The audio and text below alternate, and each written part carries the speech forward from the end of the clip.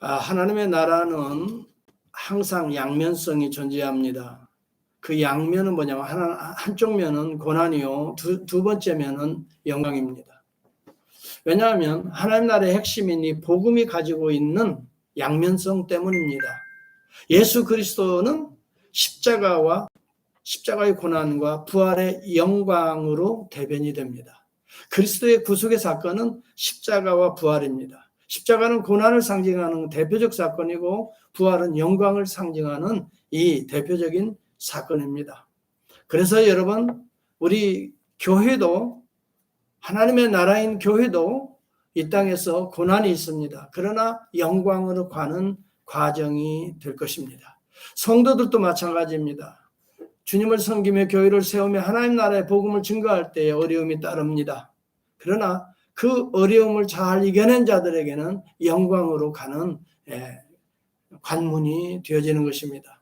스데반의 삶을 보고 또 초대교회의 삶을 보면 고난이 연속적으로 임하고 있지만, 순교하는 것 같지만, 죽음이 오는 것 같지만, 그러나 우리 주 예수 그리스도는 영광 가운데 그를 리시빙하는 장면을 보여주고 있지 않습니까? 스데반은 우리가 육신의 관점에서 보면 순교에 돌맞아 죽는 비참한 상황 같지만, 하나님의 시선으로는 주님께서 벌떡 일어나시는 장면이 보통 사건이 아니란 말이에요. 주님이 보좌 우편에 앉으셨다고 그랬어요. 그런데 일어나시는 거예요. 스데반 사건에서 일어나시는 주님의 모습을 그 영으로 보는 거예요. 이건 보통 사건이 아니죠. 영광의 사건임을 보여주고 있습니다. 여러분, 우리 성도들과 교회들이 어려움을 당합니다. 이 세상에 살 때 고난을 당합니다. 그러나 하나님의 시선으로 보면은 고난을 통과한 자에게 주시는 하나님의 또 다른 관문이다 생각하면 영광의 길로 들어갈 수가 있는 것입니다. 오늘 여기 본문에 보면 우리가 짧은 4절을 우리가 읽었습니다. 그날에 예루살렘에 큰 박해가 있어. 여기 예루살렘에 있는 교회에 큰 박해가 있어. 예루살렘에 있는 성도들의 모임을 교회라고 부르고 있어요. 이것이 지금 2000년 우리 지금 여기에도 적용되고 있는 내용이에요. 교회는 그리스도의 몸이라고 그랬어요. 성경은 오늘도 하늘나라에서 기록한다면 오늘 파워에 있는, 오늘 새언약교회에 있는 교회, 이렇게 말하는 거예요. 이건 놀라운 이야기죠. 큰 박해가 있다 그랬어요. 어려움이 없는 게 아니라 박해 있어요. 사도유에는 다 유대와 사마리아 땅으로 흩어지더라 그랬어요. 경건한 사람들이 스데반을 장사하고 위하여 크게 눈물이 있었어요. 3절에 보면 사울이 교회를 잔멸할세, 교회가 핍박받는 장면이 드러나고 있어요. 남녀를 끌어다가 옥에 넘기니라. 이것만 보면 오늘 복음을 믿는데 어찌 이렇게 안 좋은 일이 생기나라고 생각할 수 있어요. 그러나 이건 오해입니다. 복음의 양면성을 아직 알지 못하기 때문에 생기는 오해입니다. 고난이 있습니다. 매맞음이 있습니다. 죽음이 있습니다. 슬픔이 있습니다. 옥에 들어갑니다. 여러분, 이것이 끝이 아닌 것입니다. 이것이 다가 아니라는 이야기입니다. 양면성이 있다고 제가 말씀했어요. 성도가 어려움을 당합니다. 교회가 어려움을 당합니다. 핍박을 당합니다. 하나님의 나라가 흩어지는 것 같습니다. 그런데 놀라운 이야기는 4절에 등장합니다. 그 흩어진 사람들이 두루 다니며 복음의 말씀을 전할세. 흩어짐은 여러분 상실입니다. 어찌 보면 갈라지는 것입니다. 아픔입니다. 눈물입니다. 자기의 그 정든 고향을 떠나는 것입니다. 그런데도 불구하고 그 과정을 통해서 하나님의 나라는 온 세상에 전파되고 있다고 하는 사실이에요. 이게 양면성 아닙니까? 하나님의 영광은 또 다른 어두운 곳을 비춰지고 있는 것입니다. 그곳에 복음이 심겨지고 있는 것입니다. 여러분, 흩어지면 상실이고 아픔이고 고난이라고 제가 말씀했습니다. 박해에 대해서 어쩔 수 없는 떠남입니다. 그렇지만 하나님의 시선에서 보면은 핍박을 통한 흩어짐도 선교적 파송이라는 관점을 우리가 놓쳐서는 안 되는 것입니다. 우리 주님께서 핍박이라는 것을 통해서 또한 그들을 선교사로 파송하고 있는 것이다 라고 하는 하나님의 관점을 생각해 본다면 왜 이럴까? 여러분, 그런 의심을 가질 필요가 있어요. 하나님이 간섭하시고 계시고 하나님이 역사하시고 계시는데 일어나는 일들은 모두가 다 선교적 과정인 것입니다. 선교적 파송인 것입니다.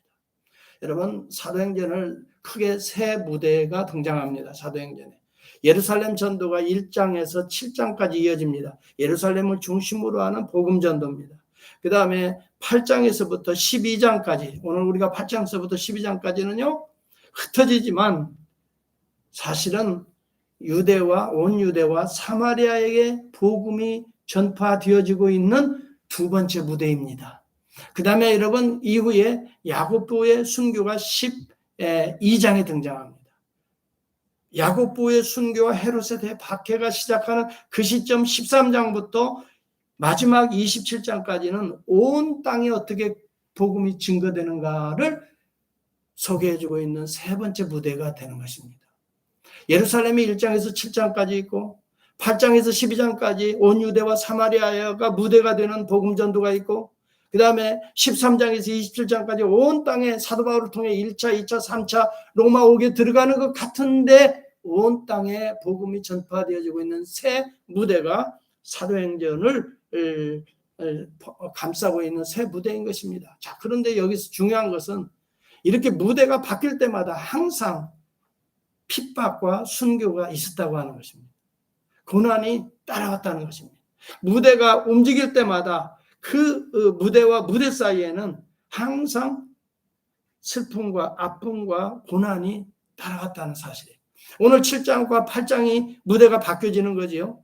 이때 누구의 순교가 이 사이에 끼어 있다고요? 스데반의 순교가 이 사이에 끼어 있어요.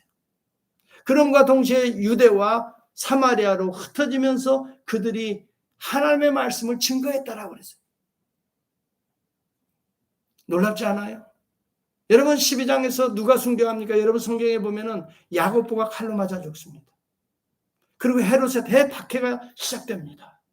그런데 거기에서 이제 13장 27장까지 보면 안디옥 교회로 이제 중심이 이동축이 예루살렘 교회에서 옮겨지면서 세계 선교가 시작되는 것을 우리가 보게 됩니다.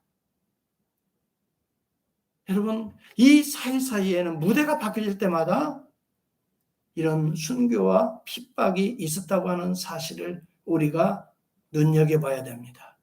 때로는 교회를 잔멸하는 사울이라는 인물이 등장하지만 하나님은 그 사람도 바꾸어서 그 무대에 새로운 주인공으로 또 하나님은 쓰십니다. 이게 사울입니다.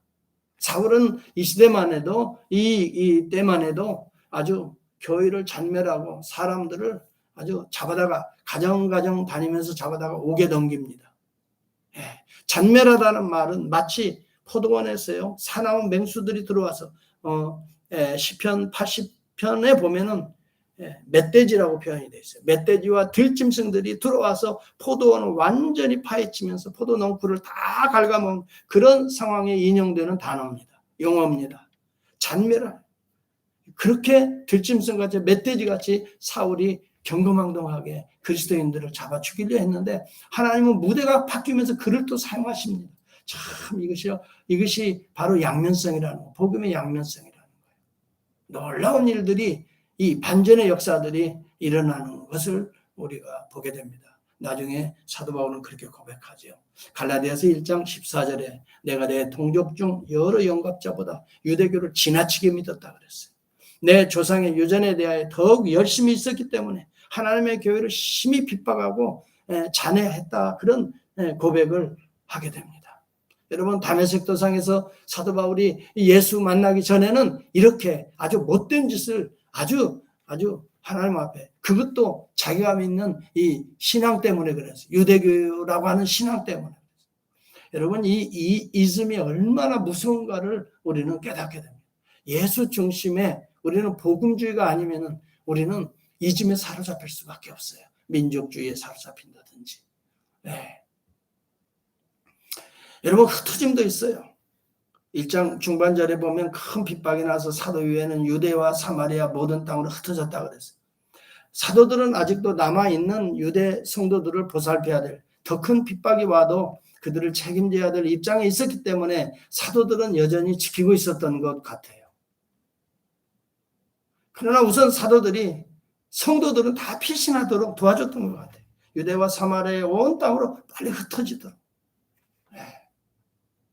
예루살렘 교회의 성도들은 일단은 사도들이 중심이 되어서 우리들이 지켜낼 테니까 너희들은 어서 속히 도망가. 여러분, 무조건 주님 복음 전한다고 죽는 것만이 순교가 아닙니다. 살아서 열심히 충성하고 복음을 증거하고 정말 우리 몸이 닿을 때까지 충성하는 것도 순교인 것입니다. 그 기억하십시오. 내가 뭐 불에 타서만 죽고 그냥 칼에 목 베리고, 여러분 그것만이 순교가 아닙니다. 우리 일상에서 당하는 수많은 어려움과 고난 가운데도 꿋꿋하게 이기면서 또 이기면서 하나님의 나라와 교회를 또 복음을 세워나가는, 이것도 순교적 삶인 것이에요. 여러분, 이것을 피 흘림이라고 성경은 말합니다. 땀과 피와 눈물이 여러분 오늘 하나님 나라에 절대적으로 필요하다는 세 가지의 액체라고 말합니다. 땀과 눈물과 피라 이 말이에요. 여러분, 이것이 오늘 없이는 사함이 없다 그랬어요. 죄사함이 없다 그랬어요. 예수님이 땀과 눈물과 핏방울로 여러분 피를 직접적으로 십자가에서 흘렸기 때문에 새 액체가 우리에게 죄사함을 가져다 줬어요. 그런데 오늘 교회와 성도들 또 우리의 관계 속에서도 이 피 흘림이 없이, 뭐라고 그랬어요? 피, 땀, 눈물이 없이는 서로 간에 사함이 없게 되는 거예요. 여러분, 우리 주님의 이런 삶의 구속의 원리가 오늘 개개인의 삶의 원리가 되어야 여러분 참된 화목이 일어나고 서로 용서하고 구속이 일어나는 거예요.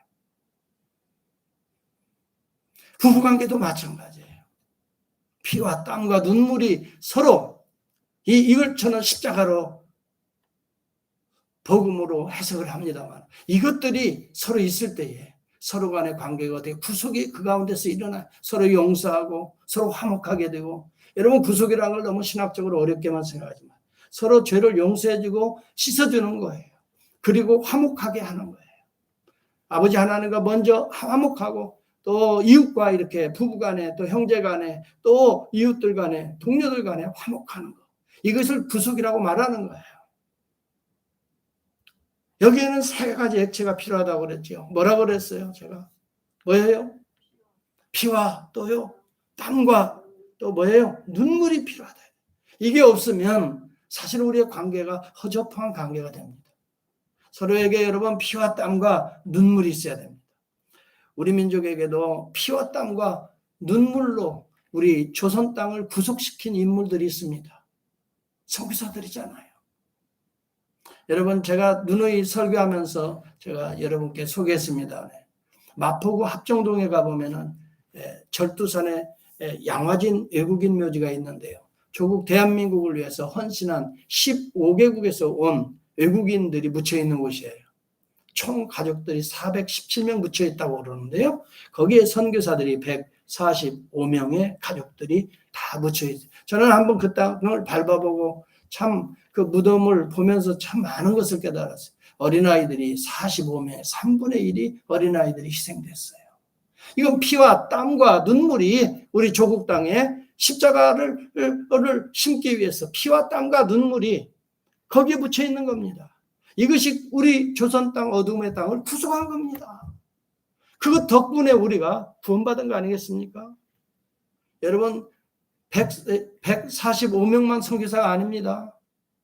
선교사들이 제가 숫자적으로 따져보니까요, 1885년도에서부터 1945년 해방이 될 때까지 우리 조선에 들어왔던 선교사들의 숫자가 약 1,500명 돼요.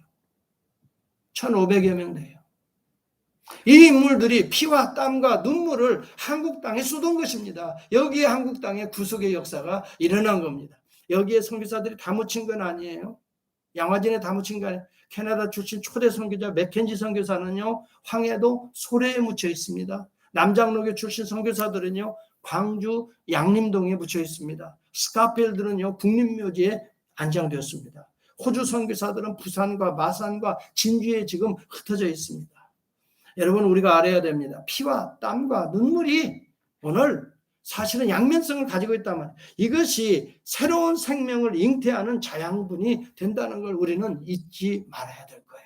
가족도 마찬가지예요. 부모들이 희생하니까 피와 땀과 눈물이 있으니까 이 자양분을 빨아먹고 자녀들이 마음 놓고 주류 사회를 향해서 뻗어갈 수가 있게 되는 거 아니겠습니까? 여러분, 우리 조국 교회가 그래도 이렇게 미국 땅에 오면서도 어려운 가운데도 교회들을 지금 이루고 있는 것도 우리 조상들이 물려준 사실 피와 땀과 눈물의 헌신이 오늘 이어지고 있기 때문입니다. 그렇지 않습니까?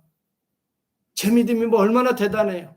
그래도 우리 조상들을 항상 생각하면서 내 자신을 경책해 보면서, 여러분 1910년 신사참배할 때요, 일본의 신사참배, 여러분 신사참배가 무슨 말인지 모르시는 분이 있어 잠깐 설명합니다. 일본의 신은요 아주 잡다한 모든 수천 개의 신들이 있어요.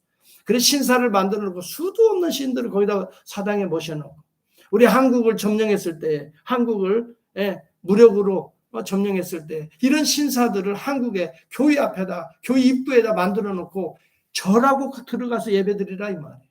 기독교도 이런 신 중에 하나이기 때문에 절하고 들어가라 이 말이에요. 이렇게 신사참배. 우리는 여러분 예수 그리스도 외에 하나님 외에 다른 신을 섬기지 말라, 절하지 말라 이렇게 명령했기 때문에 이 믿음이 있는 사람들은 절하지 않았습니다. 오히려 그렇게 절하지 않는 자들을 밀고 해가지고 감옥에 수도 없이 들어갔어요. 2,000여 명의 목사님들을 비롯한 우리 교회 지도자들이 옥고를 치르면서 순교한 자들이 그 감옥에서 50여 명이 됩니다. 교회가 폐쇄되고 문 닫은 교회만 해도 200개 교회가 됩니다. 여러분, 제가 이렇게 막 설교하니까 여러분들은 아마 생각이 너무 쉽게 지나갈지 모르지만 여러분이 그 중에 한 사람이라고 생각해요. 우리 아버지가 그 중에 한 사람이라고 생각해요. 순교자들이, 여러분 그렇게 해서 피 흘린 자들이 얼마나 많은지 모릅니다. 우리 큰아버지도 그렇게 해서 공산당 내려왔을 때 순교했습니다. 최원규 집사라고. 아버지는 부산으로 피난 갔는데 우리 큰아버지는 가족을 지켜야 된다고 해가지고, 역시 장손들이 조금 그런 뭐가 있는 것 같아요. 책임의식이. 교회를 지켜야 된다고 하다가 공산당에 잡혀가지고 총살을 당했어요. 얼마 전에도 그 순교자 기념 예배 드린다고 저한테 연락이 왔어요. 우리 모교회에서. 여러분, 만약 내가 거기고 내 교회가 문 닫았다고 생각해 보세요. 여러분, 조금 어렵다고 문 닫자고요? 상상 못할 얘기입니다. 목숨을 내놓는 일입니다, 여러분. 어떻게 교회를 문 닫고 그렇습니까? 정말 예수 믿고 교회를, 하나님의 나라를 조금만이라도 생각한다면 내 목숨을 내놓고라도 교회를 지킨 조상들의 믿음이 있고, 여러분 성경적인 이 믿음이 있고, 집사도 목숨을 내놓고 이렇게 천국의 문을 열고 있는데 조금 어렵다고 문 닫자고요? 한 사람이 와도, 한 사람을 구원해도, 한 사람을 예수 믿고 구원받게 하고 세례 주어도 교회는 열려져야 되는 줄 믿습니다. 아멘입니까? 예. 여러분 한 분 한 분들은 교회라는 사실을 기억하십시오. 천국문을 닫아버렸다고 생각해 보세요. 여러분 어떻게 되겠어요?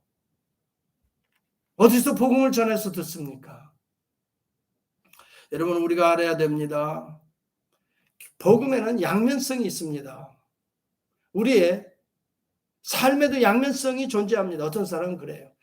내가 예수 믿고 교회만 잘 나가면 잘 될 줄 알았는데 왜 이렇게 고난도 많고 어려움도 많고 왜 이렇게 이런 뭐가 잘못 끼었나? 이렇게 생각하는 사람도 있어요. 천만에 그렇게 생각하지 마세요. 복음에는, 따라서 합시다. 복음에는 양면성이 있다. 목사님 설교했으니까 기억하시기 바랍니다. 내가 예수 믿고 주를 따르기 위해서는 자기 십자가를 지는, 고난을 지고 가는 이 첫 번째 사명이 있다. 이걸 기억해야 돼요. 여러분, 십자가는 때로는 손해입니다. 손해도 볼 줄 알아야지요. 우리가 뭐 다 이득만 취하려고 그래요. 우리의 관계 속에서도요, 조금 손해볼 수도 있어요. 핍박 받을 수 있다고요. 요거 얻어먹을 거 각오해야 돼요. 그러면서 교회를 세우고, 그러면서 복음을 전하고, 여러분 이 양면성을, 이 과정을 통해서 교회는 다시 새롭게 일어서는 것입니다. 초대 교부였던 터둘리아는 그런 얘기예요. 순교자의 피는 교회의 씨앗이고 교회는 순교자의 피를 먹고 자라간다 그랬어요. 여러분, 교회에 피와 땀과 눈물이 없으면 그 교회는 자랄 수가 없습니다. 네. 목사님만 바라보고 신앙생활 하지 마세요, 여러분. 여러분, 이렇게 다 흩어버려도 여러분이 민들레씨가 돼서 어느 곳에 가도 교회 개척하고 교회 세우고 교회 위에 충성하고 여러분 거기서 생명을 여러분 또 피워내야 돼요. 비바람이 왔어요. 민들레씨앗이 팍 터지잖아요. 근데 이게 날아다니면서 떨어지는 곳에서 그 다음에 가보니까 거기서 민들레 또 꽃을 피우고 네, 이러지 않습니까? 여러분은 그런 믿음을 가지고 있어야 돼요. 여러분, 우리 교회를 오늘도 세언약 교회를 어떻게 하나님 팍 흩어버리신다 하더라도 여러분 한 분 하면 저는 또 교회 개척해야죠. 당연하죠. 예. 저를 어디다 흩으셔도 또 저는 또 교회 해야 돼요. 복음 전해야 돼요. 여러분들도 마찬가지. 여러분도 교회 개척해야 돼요. 어디를 가든. 복음을 위해서 여러분 생명처럼 또 다시 복음을 심고 가꾸어야 돼요. 여러분, 교회는 양면성이 있습니다. 그래서 여기 흩어진 사람들이 두루 다니며 복음의 말씀을 전할세. 흩어지면서도요, 이분들은 씨앗을 뿌리고 있는 거예요. 무슨 씨앗을 뿌리고 있어요? 복음의 씨앗을 뿌리고 있는 교회를 개척하고 있다 이 말이에요. 흩어지는데, 도망가는데 지금. 여러분, 이런 사람들이 무서워서 물론 도망가겠지요. 네, 아이고 두려워서 또 도망가. 그런 것도 인간적인 마음도 있어요. 네, 누가 뭐 순교 좋아하는 사람이 어디 있어요? 네. 피할 때 두려움도 있고 염려도 있고 근심도 있고 어떻게든 피할 수만 있으면 피해야지요. 왜? 왜 피해야 돼? 여러분의 목숨도 소중하지만 여러분을 통해서 하나님의 나라가 또 심겨져야 되기 때문에 피할 수 있으면 피해야지요. 물론 여러분 복음을 담대히 증언해야 될 때가 또 하나님이 그런 기회를 주시면 또 그때는 담대하게 뒤로 물러나지 않고 증거해야 되고. 무엇이 옳다라고 저는 꼭 볼 수가 없다고 생각이 들어요. 사도들과 같이 다 순교당할 것 같으면 그때 교회는 없어져 버리는 거예요. 흩어지는 자도 있어야 돼요. 우리가 볼 때는 저 사람들은 무슨 자기만 그런 관점에 혹시 그런 마음이 갔다 하더라도 그런 마음이 가서 먼저 도망간다 하더라도 하나님은 그것을 뭐예요? 선으로 바꾸시는 하나님이에요. 그러니까 여기 본문에 보면 흩어지는 사람들이 두루 다니며 무엇을 전할세? 복음의 말씀을 전할세. 흩어진다는 말이 씨앗 뿌리듯이 뿌려진다는 말이에요. 그래서 여러분 흩어진다는 것을 우리 인간적 관점에서 보면은 한마디로 말하면 상실이고 아픔이고 방랑이고 방황이고 좀 부정적인 네거티브한 마음이 있지만 그러나 구속사적인 하나님의 시선에 보면 흩어져서 씨앗을 뿌린다는 의미를 사용하고 있단 말이죠. 이것은 선교적 사명을 가지고 있는 단어를 사용하고 있어요.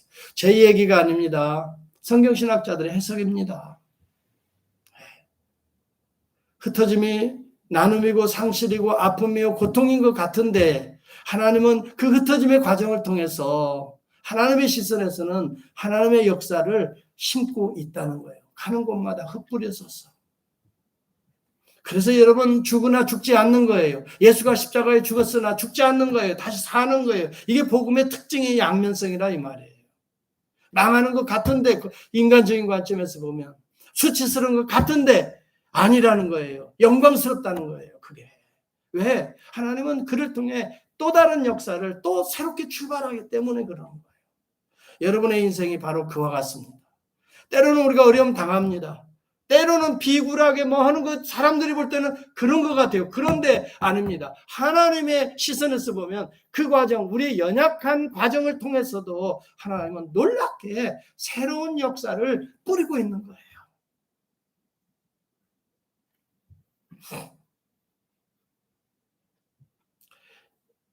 20세기에 공산주의가 일어나면서 수천만의 기독교인들이 순교했어요. 21세기는 주로 모슬림과 힌두권 때문에 지금 그리스도인들이 많이 지금 박해 중에 있어요. 해마다 16만 명 이상이 지구촌에서 예수 그리스도의 이름 교회 세우고 복음 전하다가 순교를 당합니다. 매해마다 16만 명 이상이에요. 우리가 지금 미국 땅에서 이렇게 평안하게 예배드리고 하니까 우리는 그런 거에 대한 감각이 사실은 무뎌져 있기 때문에 이런 이야기를 해도 별로 뭐 이렇게 놀라지 않는 것 같아요. 그러나 막상 그런 현장의 선교사들의 이야기를 만나서 듣고 교제하면서 듣다 보면 자연적으로 막 가슴이 뜨거워지는 걸 느끼는 거예요. 어떤 분은 불에 태워서 죽는 것도 봤대요. 예. 밝혀져 가지고, 예. 그리고 어떤 사람은요, 복음을 비밀리에 전했는데 그 사람이 나중에 들통이 났는데, 나중에 이게 모슬람 이야기입니다. 모슬람 부모가 자식을 처형시켰다는 거예요. 예. 예수 믿는다고. 그런 현실이 지금 인도 지역도 마찬가지예요. 베트남도 기독교에 대해서 협박과 테러가 얼마나 심한, 그런 가운데에도 교회가 세워지고 있다는 것이 이게 아이러니죠. 하나님의 양면성이에요. 하나님 나라의 양면성이에요. 고난과 핍박이 있고 흩어짐이 있음에도 불구하고 거기에 새로운 또 씨앗이 또 일어나고 있는 거예요. 하나님의 영광은 꺼지지 않는 겁니다. 아프리카 수단도 마찬가지예요. 식량들을 원조받아도요, 예수 믿는다고 고백하는 사람들에게는 식량을 너무 작게 준다는 거예요. 너무 작게. 진짜 죽지 않게 할 정도만 되고, 예수 믿는다고 하여튼 고백하는 자들에게는 혜택을 전부 다 제거한다는 거예요. 그럼에도 불구하고요, 아프리카 수단에서 그렇게 해서 기독교를 포기하게 만드는데도 최근 10년간 기독교인들이 계속해서 증가하고 있다는 거예요. 이게 바로 고난과 핍박과 어려움이 있지만은 하나님에게는, 하나님의 시선에서는 오히려 그걸 통해서 더 강한 신자들이 불같이 일어나게 만드시는 과정이에요. 그렇기 때문에 성도들이나 교회가 어려움을 당하면 하나님이 이 과정을 통해 우리를 더 든든하게 만들어 가시는구나, 이런 하나님의 시선에서 볼 수 있기를 주의 이름으로 축복합니다. 여러분이 혹시라도 어려움을 당하면 내가 예수 믿고 충성해 보려고 하는데 뭔 일이 터졌어, 기분 나쁜 일이 터졌어, 그때는 우리 시각으로 보지 마세요. 하나님의 시선을 보세요. 이것도 이겨내라고, 저것도 믿음으로 이겨내고, 저것도, 그래서 나를 단단하게, 나를 선교사로 하나님이 연단시키고 훈련시키시는 거예요. 할렐루야. 주님 도와주십시오. 주님 이 문제 해결해 주십시오. 주님 내가 기도로, 주님 말씀 붙들고 이겨내겠습니다. 여러분, 그럴 때 여러분이 선교사가 되어가는 과정이 되어버린다 이 말이에요. 아프가니스탄에는 탈레반 무장 세력들이 지금도 신앙을 고백하면 은밀하게 자동차 사고처럼 밀어닥쳐가지고 그냥 자동차 사고로 위장해서 죽여버린다는 거예요. 사우디아라비아 같은 경우는요, 무슬림을 전도해서 개종시키면 투옥되고 추방되고 심지어 처형을 당하는 법이 있다고 합니다. 이스라엘은 정통파 유대인들이 이 메시아닉 주들에 대해서 얼마만큼 핍박하는지, 여러분 월드 미션 다이제스트의 그 어떤 내용을 읽어보니까요, 1세기에서 19세기의 순교자보다요 20세기, 21세기의 순교자가 훨씬 더 많대요. 놀랍지 않아요? 우리는 로마의 10대 황제들의 박해 순교한 자들만 계속 설교하고 있는데 사실은 20세기, 21세기의 순교자들이 그보다 훨씬 많다는 거예요. 우리는 알지 못하지만 지금도 불에 태워 죽고, 여러분 칼에 찔려 죽고, 아니면 자동차 사고로 위장해서 죽고, 불을 태워서 자고 있는 사이에 극단적 무슬림들이 기독교인으로 발견된, 기독교 교의 처소라고 발견되기만 하면 은밀하게 가서 자는데 불을 질러놓고 방화로 유입해서 죽인다는 거예요. 그런 데도 있어요. 놀랍잖아요. 이런 가운데도 하나님은 영광을 받으시는 거예요. 얼마 전 제가 통계를 보니까요, 팬데믹 이 기간 동안에, 코로나 팬데믹 기간 동안에 2년 동안에 미국에 있는 한인 이민교회가 거의 700~800개가 문을 닫았어요. 일일이 그 주소록에 있는 데를 전화를 다 이렇게 해보면서 이번에는 정확한 데이터를 내보자 그래가지고 이제 KUMC 이 선교단체를 중심으로 해서 한 700~800개 정도가 여전히 연락이 안 되는 데도 있고, 부정적으로 우리가 보여지지요. 700~800개가 믿음이 없어서 이 사람, 뭐 그렇게도 보여요. 그런데 놀랍게요, 이분들이 흩어지면서 교회가 문을 닫으면서 새롭게 생긴 교회가 한 300여 교회가 된다 그래요. 다시 새롭게 생긴 교회가 한 300여 교회가 되는 거예요. 물론 숫자적으로는 약간 줄어들었지만, 그리고 지금 추세가요, 모이는 모이는 추세를 상당히 싫어한다는 거예요. 그러다 보니까 교회 세우기가 무척 어려운 시기 속에 지금 우리가 놓여 있어요. 이런 가운데도 우리는 이 과정을 잘 이겨낼 수 있기를 바랍니다. 그러면 반드시 이 과정을 통과한 자들에게는 하나님의 영광이 여러분의 가정과 여러분의 심령과 여러분의 인생 사이에 반드시 영광스러운 일들을 하나님께서 우리에게 허락해 주실 거예요. 이것이 복음이 가지고 있는, 오늘 그리스도가 가지고 있는, 하나님 나라에 가지고 있는 이 역설적인 두 양면입니다. 십자가와 부활의 영광은 항상 함께 가는 것이지, 부활의 영광은 십자가 없이는 이루어질 수가 없는 거고, 십자가만 있는 것이 아니라 십자가 이외에는 부활의 영광이 반드시 뒤따라오게 되어 있습니다. 오늘 이것이 복음이 가지고 있는 양면성이에요. 네거티브하게 보지 맙시다. 하나님은 때때로 고난의 불을 통해서도 사용하시고, 때로는 부활의 새 생명을 통해서도 하나님에서 영광을 받으시는 하나님이시기 때문에 우리는 이 두 양면성을 한쪽은 긍정적이고 한쪽은 부정적으로 우리의 시각으로 볼 필요는 없어요. 하나님은 하나님의 시선에선 모든 것들이 하나의 과정이, 영광으로 올라가는 과정이 되는 것입니다. 사도 바울은 이 사실을 알았고 자기 자신도 그런 과정에서 하나님의 사도가 된 것을 알았기 때문에 그는 자신이 그렇게 다른 사도들보다 열심히 충성하였지만 이것은 내가 한 것이 아니라 내 안에 역사하는 그리스도 하나님의 은혜라고 강조했어요. 사도 바울이 그렇게 교회를 잔멸하다가 다메섹 도상에서 예수 만나고 난 뒤에 완전히 변화돼 사도가 됐잖아요. 이 인생 속에 양면성이 존재했다면 잔멸하는 사울, 하나님의 복음을 위해서 희생하고 충성을 다하는 바울이 사울의 생애 속에 동시적으로 있단 말이에요. 그래서 항상 그는 겸손하면서 끝까지 충성했어요. 그러면서 그는 말합니다. 고린도후서 4장 7절에 12절까지 우리가 사방으로 우겨쌈을 당하여도 쌓이지 않는다. 이것은 그냥 단순한 교리를 가르쳐주는 게 아니에요. 자기의 삶을 체험적으로 간증하고 있는 거예요. 우리가 사방으로 우겨쌈을 당해도 쌓이지 아니하며 답답한 일을 당하여도 낙심하지 아니하며 핍박을 받아도 버림받지 아니하며 거꾸로듦을 당하여도 망하지 않는다. 이게 간증이에요. 여러분, 예수 믿는 재미는 바로 이런 데 있어야 돼요. 예수 믿으니까 뭐가 잘 되고 예수 믿으니까 막 건강하고 예수 믿으니까 성공하고 그게 아니라 예수 믿는데 어려움이 와 이것을 잘 이겨요. 성령이 역사해서 우리로 하여금 튼튼한 내적으로 완전히 든든한 신앙인으로 만들어 나가는 과정. 아무리 세상은 나를 업어치게 하고 거꾸로 넘어뜨려도 나는 망하지 않는다. 이런 담대한 믿음, 이게 참 신앙인 거예요. 우리가 항상 예수 죽인 것을 몸에 짊어지면 십자가가 여기 나오지요. 사도 바울은 항상 자신의 삶을 십자가와 부활 이 두 축으로 자신의 삶을 해석하는 일에 능통한 학자입니다. 항상 예수 죽인 것을 몸에 짊어지면 그 다음에 예수의 생명도 우리 몸에 나타나게 하려 하심이라 그랬어요. 여러분, 하나님의 역사를 십자가와 부활이라는 두 축으로 해석을 해내는 것입니다.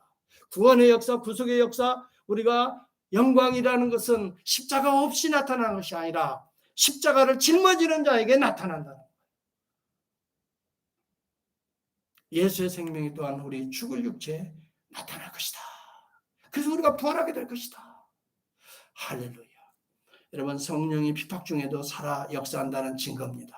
우리는 이 사실을 알고 어떤 어려움이 와도 힘든 문제가 와도 여러분 잘 인내로 이겨내고 또 말씀과 기도로 이겨낼 때에 우리는 영광의 참여자가 되는 것이에요. 저는 결론적으로 말씀을 드리려고 합니다. 핍박으로 흩어졌다는 것은 분명히 다 잃고 빼앗기고 방랑자가 되었다는 뜻이에요. 흩어진다는 말이 부정적인 의미가 상당히 강해요. 그러나 하나님의 구속사적인 시선으로 볼 때는 보냄을 받았다는 선교사적 의미를 내포하고 있는 단어입니다. 여러분, 흩어진다는 것은요, 보냄을 받는 하나님의 선교적 행위인 것입니다. 때로는 하나님이 흩어짐을 통해서도 보내시는 것입니다. 우리 자신을 한번 잘 생각해 볼 수 있기를 바랍니다. 혹시 우리 안에 고난과 상처와 아픔, 실패한 일이 있습니까? 이 사건을 통해서 하나님은 우리를 부르시고 계신다는 것을 기억하십시오. 한쪽 문이 닫히는 것 같은데 다른 한쪽 문이 열리는 것을 반드시 기억하십시오. 닫히는 것 같은데, 답답한 것 같은데 새 길이 열린단 말이에요. 내가 하고 싶고 원하는 것이 이루어지지 않았는데 하나님은 다른 길을 나도 모르게 여셨어요. 심지어는 내가 가고 싶은 한 대학교도 못 갔어요. 뜻대로 되지 않았는데, 그러나 그 사건 속에 또 다른 하나님의 부르심의 길이 있었다는 사실을 놓쳐서는 안 됩니다.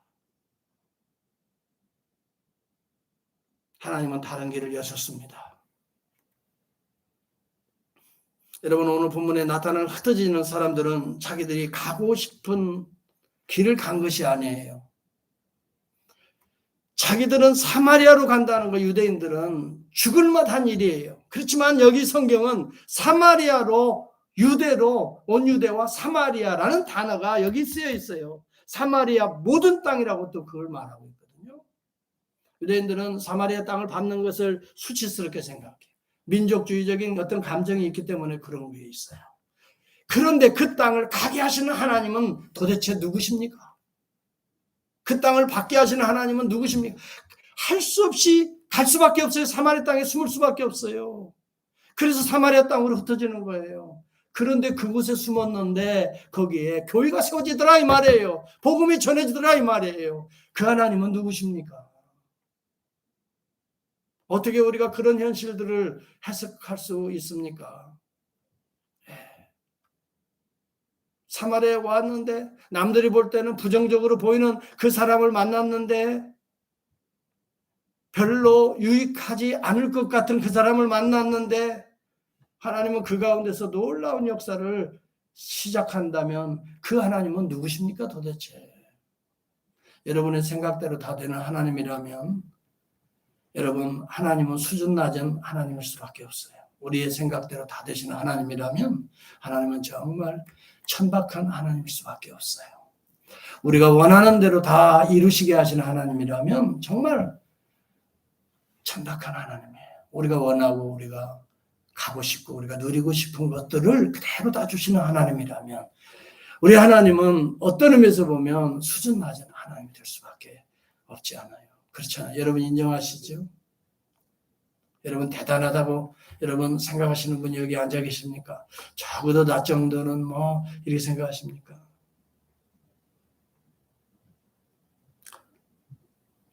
사실 나이가 들어가면 들어갈수록 자신을 알게 되잖아요. 네.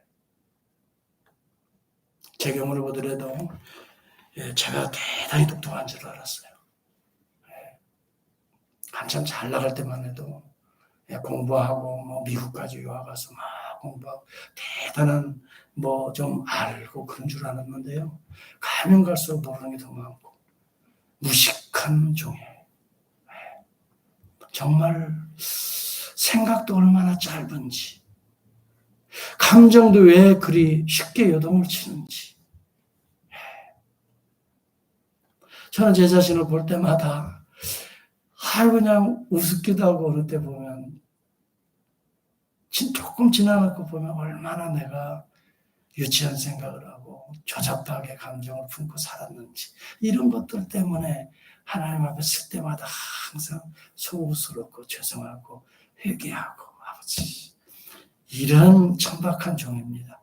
그런데 우리 하나님 이런 종을 버리지 않고 오늘 예배에 또 깨워주시고 또 말씀 보게 하시고 기도하게 하시고 회개하게 하시고 하나님 너무너무 감사합니다. 너무 감사합니다.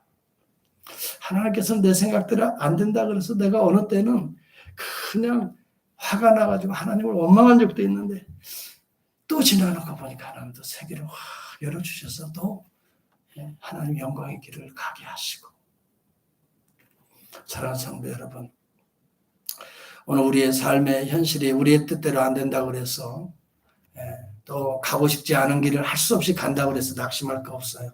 하나님의 시선에서 보면 그것이 하나님이 예정하신 절대적인 길이에요.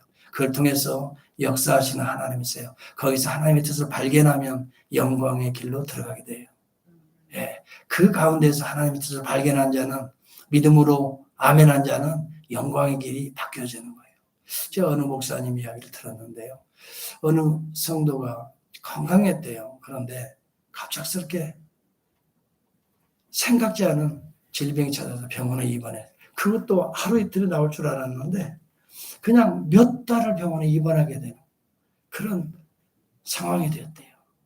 목사님이 이제 여러 번 신방을 갔는데 하루는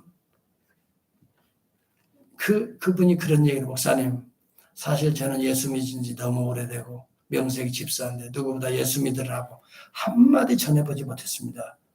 목사님들 설교는 날마다 전도하라 뭐 하라 하는데 한 번도 지금까지 남에게 예수 믿으라고 못했습니다.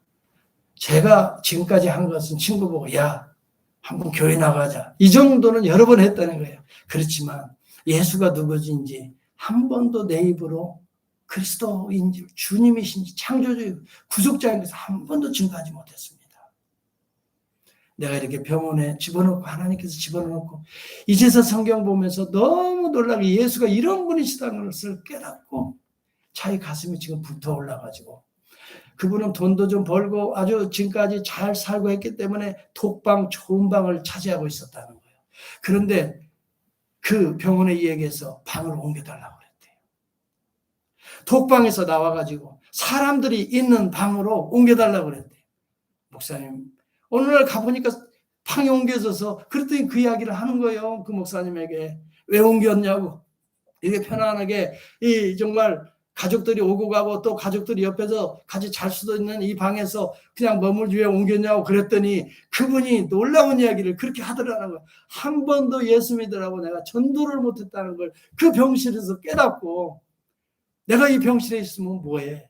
이 하나님이 나를 이 시간 구원해 주셨는데 이걸 내가 깨달았는데 나 방을 옮겨달라고 그래가지고 사람들이 많이 있는 거기에다가 이 사람을 옮겨달라고 해서 거기에 가 있다라는 거예요.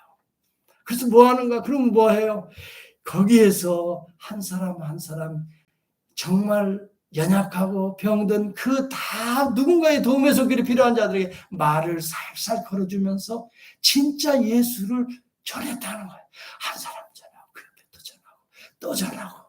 그랬더니 나중에는 목사인 줄 알고 목사님 기도해달라고 그러더라는 거예요. 그래서 자기가 목사처럼 손을 들고 막 기도도 해주고 그런다는 거예요.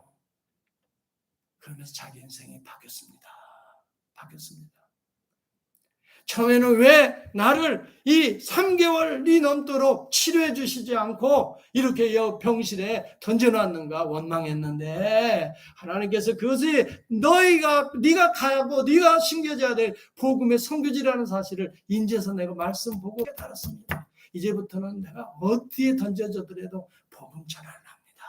할렐루야. 여러분, 우리 그리스도인들이 우리가 볼 때는 조금 좀 이 상황이 아닌데 혹시 여러분들이 볼 때는 불편하고 어려운 고난과 환난과 핍박과 흩어짐이 있다 하더라도 그 속에는 하나님의 시선으로 본다면 하나님이 그 현장에 파송하신다 생각하시고 선교적 관점으로 보시고, 어떤 어려운 문제가 있으면 하나님의 시선을 보시고 이 문제를 나의 연단을 위해서 나를 더 강한 그리스도인이 되기 위해서 주신 시험지다.